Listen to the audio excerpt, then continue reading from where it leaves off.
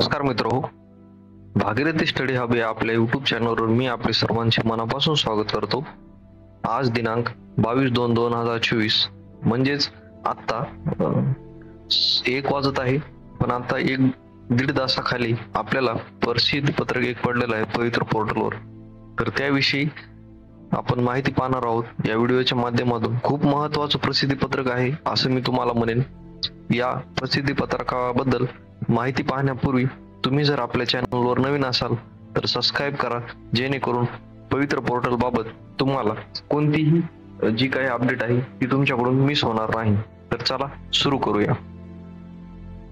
तर मित्र, हे जे आपलं प्रसिद्धी पत्रक आहे हे आत्ताच आलेलं आहे, थोडा वेळ झालं, म्हणजे 12च्या अगोदर आलेलं आहे, म्हणून 22 तारीख आहे आणि आता 1 वाजत आहे।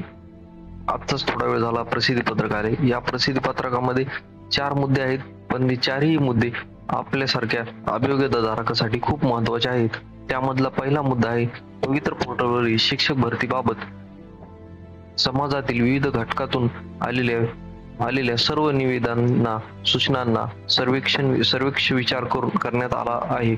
योग्य व प्रचलित प्रशासन नियमाशी सुसंगत असणाऱ्या सर्व सूचनांची दखल घेऊन आवश्यक ती कार्यवाही पूर्ण करण्यात आलेली आहे। म्हणजे ज्या काही विविध सूचना आलेल्या आहेत, म्हणजे जे की आपली सामान्य अभियोक्ताधारक होते, जे की आयुक्तालयात जाऊ लागले आणि विविध सूचना देऊ लागली की ही प्रोसेस बरोबर होत नाहीये, ती प्रोसेस बरोबर होत नाहीये, तर त्याविषयी आयुक्तालयाने योग्य ती कारवाई करून आणि जे काही सर्व प्रचलित शासन नियम आहेत त्यांचा विचार करून आपली जी काही कार्यवाही ती पूर्ण केली आहे। हे जे आहे पूर्ण केली आहे हे खूप महत्त्वाचं आहे। म्हणजे त्यांची जी काही आवश्यक सर्व कारवाई आहे ती पूर्ण झालेली आहे। त्यानंतरचा मुद्दा आहे नियुक्तीसाठी शिफारस पात्र उमेदवारांची सर्वसाधारण गुणवत्ता यादी लवकरच जाहीर करण्यात येणार आहे।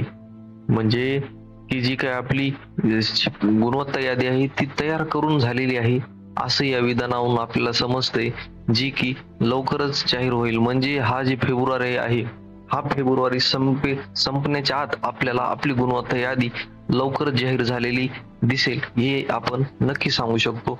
आणि ही आपल्यासाठी एक समाधानाची आणि एक खुशखबरीची बातमी आहे असं म्हणायला हरकत नाही।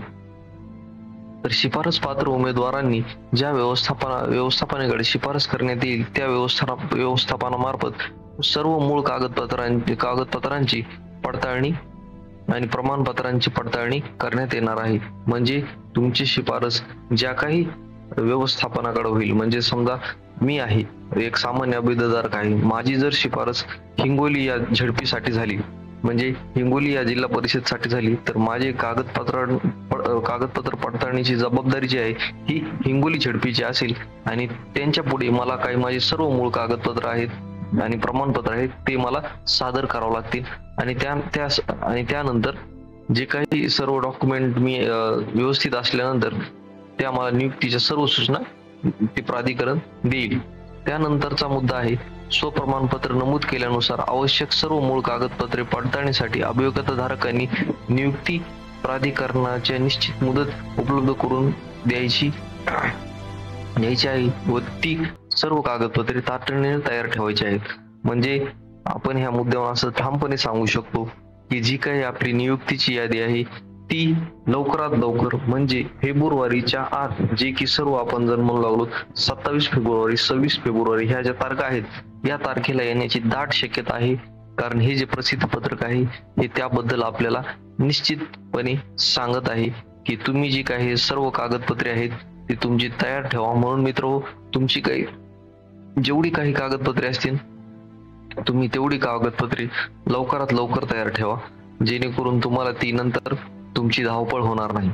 त्यानंतरचा मुद्दा आहे पडताळणीच्या आवश्यक कागदपत्रांच्या अधिक माहितीसाठी पवित्र पोर्टलवरील दिनांक 1/9/2023 व इतर मार्गदर्शक सूचनांचे अवलोकन करावे। म्हणजे कागदपत्र कोणती लागणार आहेत, कशी लागणार आहेत याच्या बाबतची सूचना आपल्या पवित्र पोर्टलवर सप्टेंबर महिन्यामध्ये गेल्या वर्षी आलेली होती।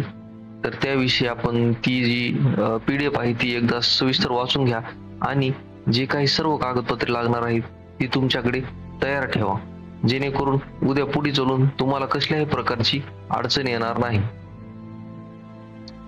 तर या व्हिडिओमध्ये खूप महत्त्वाचे मुद्दे आहेत की तुमचे सर्व काही कार्यवाही जी आहे ती पूर्ण झाली आहे नियुक्ती यादींची, आणि तुमची कागदपत्रे आहेत ती अवश्य तयार ठेवा, जेणेकरून असं होऊ नये की तुमची नियुक्ती होऊन सुद्धा तुम्ही या भरतीतून कागदपत्र पडताळणीमधून बाहेर व्हाल.